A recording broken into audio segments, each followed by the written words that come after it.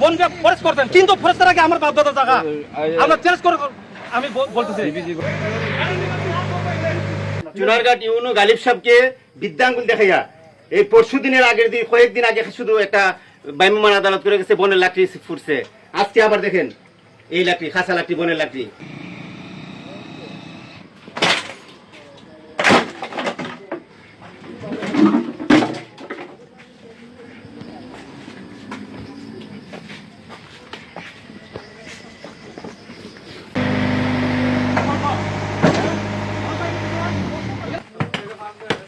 Forest trading এ যদি আরেকবার একটা চুলা হয়, তাহলে আমরা যে এই মাননীয় সংসদ সদস্য আছে এমপি সাহেব নিজে আসবে।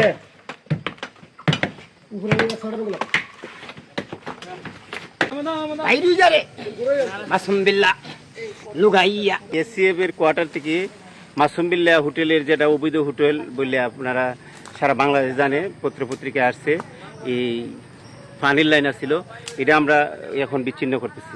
এসিএফ এর থেকে আসতেছে, কোয়ার্টার থেকে পানি আসতেছে।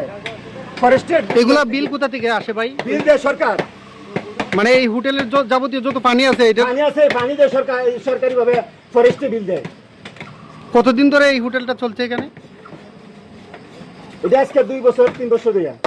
এই 2 বছর 3 বছর ধরে কি সরকার বিল দিচ্ছে বলতেছেন আপনি? অবশ্যই, যে আপনারা তো দেখছেন সরকারি কোয়ার্টার থেকে পানির লাইন আসছে।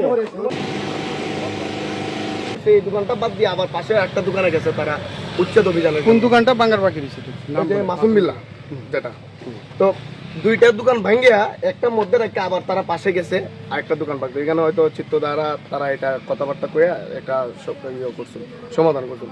এখন বিষয়টা হইলো বৈষম্যহীন বাংলাদেশে এরকম বৈষম্য তো আমরা চাই না। 44টা বছর সে বিনা বেতনে ইমামতি করছে, তার দোকানটা আপনারা ভাঙ্গে লাইলেন। এখানে একটা দোকান বাকি রাখলেন, রাখতে আবার গেলেন একটা সাইডে একটা দোকান ভাঙতেন। এটা কি বৈষম্য না? আমরা এটা তীব্র নিন্দা ও প্রতিবাদ জানাই। আপনি কি চাচ্ছেন, কি হইতো? আইন যদি হয় সবার জন্য সমান হইতো। আমরা সমতায় বিশ্বাসী, ঠিক আছে? আমরা বৈষম্যে বিশ্বাসী না। বৈষম্যহীন বাংলাদেশ 24 পর্যন্ত ছিল, এরপরে বৈষম্য, বাংলাদেশে বৈষম্যের কোনো তাই নাই, ইনশাল্লাহ হবেও না। আমরা চাই যদি আইন হয় সবার জন্য সব দোকান আপনার ভেঙে লাইন, ঠিক ঠিক আমরা চোরবাসী এটা মাথা পাইতে নেবে। কিন্তু এখানেও আপনি বৈষম্য করবেন, একটা দোকান 3টা দোকান বাড়বেন, মধ্যে একটা ভাঙবেন না, আবার পাশে যাইবেন গিয়ে ভাঙবেন, এইরকম বৈষম্য আমরা মান্য নিতাম না। দুপুর 1টার থেকে আপনার বন বিভাগের ডিউপি সাহেবের উদ্দেশ্যে নির্দেশনায়, বন বিভাগের রেঞ্জ অফিসারের নির্দেশে বন বিভাগের নেতৃত্বে উচ্ছেদ অভিযান হয়েছে, অবৈধ স্থাপনা উচ্ছেদ। এখানে আপনার একজন মুরব্বী আছে আবুল হোসেন, ওনার একটা হোটেল ভাঙ্গা, একটা হোটেল বাতের হোটেল ছিল, এটা ভাঙ্গা হয়েছে। এখানে মুস্তাক নামে একটা হোটেল ছিল, এটাও ভাঙ্গা হয়েছে।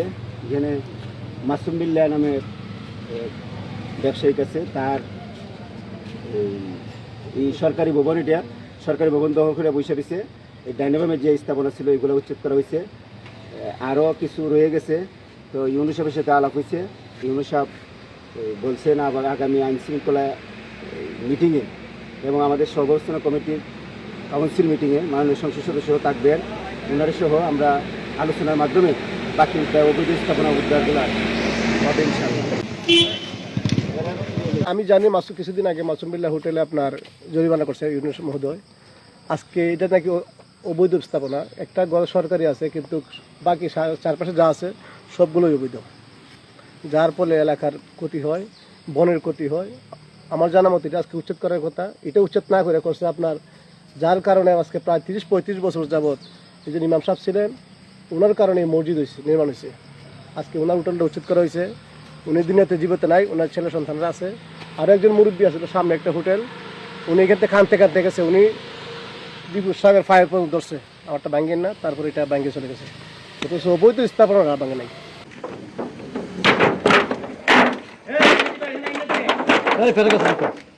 মাসুম বিল্লাহর গড় তো এখানে 3টা সরকারি জায়গার মাঝে 3টা-4টা দোকান সে চালাইতেছে। এগুলা কি বৈধভাবে আছে? না, অবৈধ।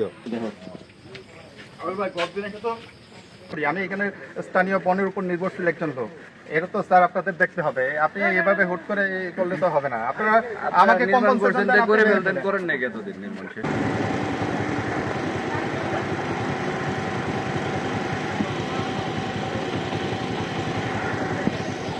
সরকারি জায়গায় কোনো স্থাপনা সে বৃদ্ধ লোকের হোক গরিব লোকের হোক নাকি বড় লোকের হোক, ঠিক আছে, সেটা দেখার বিষয় না। অবৈধ স্থাপনা আমরা ভেঙে দিচ্ছি। আমাদের উপরের ঊর্ধ্বতন কর্তৃপক্ষের নির্দেশ ছিল, নির্দেশ অনুসারে আমরা আজকে 14/4/2026 তারিখ আমরা উচ্ছেদ অভিযান চালাইছি। উচ্ছেদ অভিযানের হিসাবে আমরা 3টে দোকান আমরা উচ্ছেদ করছি। পরবর্তীতে আমাদের আরও উচ্ছেদ অভিযান অব্যাহত থাকে।